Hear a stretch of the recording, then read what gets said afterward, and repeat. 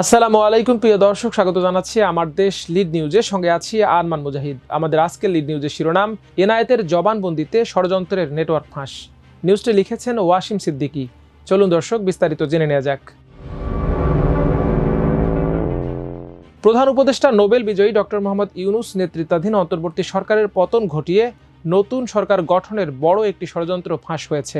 পুলিশের হাতে গ্রেপ্তার হওয়া বাংলাদেশি বংশোদ্ভূত মার্কিন নাগরিক এনায়েত করিম সম্প্রতি রিমান্ডে ও আদালতে দেয়া জবানবন্দিতে এ ষড়যন্ত্র ফাঁস করেন। তিনি সরকারের উপদেষ্টা পরিষদে কে প্রধান উপদেষ্টা এবং কে উপদেষ্টা হতে যাচ্ছিলেন তাদের নামও প্রকাশ করেন। নির্ভরযোগ্য সূত্রে জানা গেছে, নতুন সরকার গঠনের এই ষড়যন্ত্রের নেটওয়ার্কে এনায়েত করিমের সঙ্গে দেশের অনেক রাঘব বোয়াল জড়িত।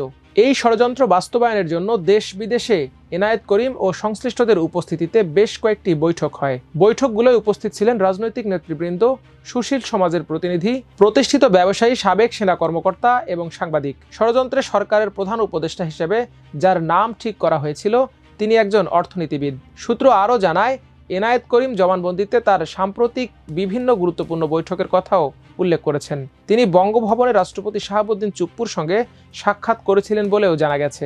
এছাড়া অন্য একটি সূত্রে জানা গেছে, শেখ হাসিনার ঘনিষ্ঠ আওয়ামী একটি ব্যবসায়ী গ্রুপ ষড়যন্ত্র বাস্তবায়নে এনায়েত করিমকে ৬ কোটি টাকা দেয়। রিমান্ডে ও আদালতে দেয়া জবানবন্দিতে এনায়েত করিম নতুন সরকারের উপদেষ্টা পরিষদের যেসব সদস্যের নাম প্রকাশ করেন, ইতোমধ্যে তাদের বিদেশ যাত্রায় নিষেধাজ্ঞা জারি করা হয়েছে।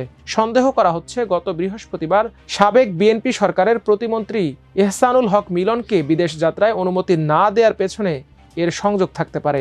মিলন গতকাল শুক্রবার সংবাদ সম্মেলন করে তাকে কেন বিদেশে যেতে দেয়া হয়নি সরকারের কাছে তার কারণ জানতে চান।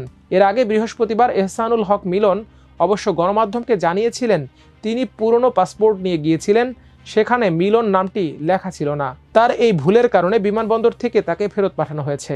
এনায়েত করিমের জবানবন্দিতে উল্লেখিত ষড়যন্ত্রের কথা এমন এক সময় ফাঁস হয় যখন দেশে এক ধরনের অস্থিরতা চলছে।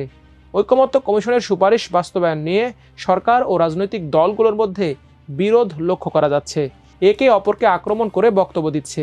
প্রধান উপদেষ্টা ডক্টর মোহাম্মদ ইউনূস আগামী জাতীয় সংসদ নির্বাচন বানচালের চেষ্টা হতে পারে আশঙ্কা ব্যক্ত করেছেন। তিনি নির্বাচন চ্যালেঞ্জিং হবে এবং হঠাৎ করে আক্রমণ চলে আসতে পারে বলেও আশঙ্কা প্রকাশ করেন। অর্থাৎ এনায়েত করিমের ঘটনার মতো নতুন করে আরও ষড়যন্ত্রের আশঙ্কা রয়েছে। গত 13 সেপ্টেম্বর রাজধানীর মিন্টো রোডের ডিবি অফিসের সামনে সন্দেহজনক ঘোরাঘুরির সময় পুলিশ এনায়েত করিমকে চ্যালেঞ্জ করলে তিনি নিজেকে যুক্তরাষ্ট্রের গোয়েন্দা সংস্থা সিআইএর এজেন্ট ও এশিয়া অঞ্চলের পরিচালক বলে দাবি করেন। পুলিশ তাকে ও পরে তার সহযোগী গোলাম মোস্তফাকে গ্রেপ্তার করে 54 ধারায় আদালতে পাঠিয়ে 7 দিনের রিমান্ড দেয়।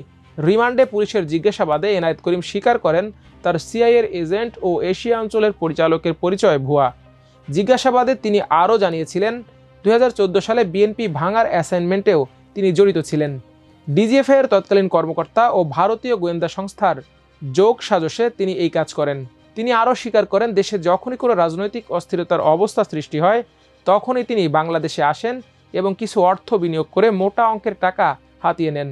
এভাবে তিনি 2014, 2018 ও 2024 সালের নির্বাচনে বাংলাদেশে এসে তৎপরতা চালান এবং তৎকালীন ডিজিএফআই ও যৌথভাবে তাকে ভাড়াটে হিসেবে কাজে লাগায়। দর্শক, আজ এ পর্যন্তই।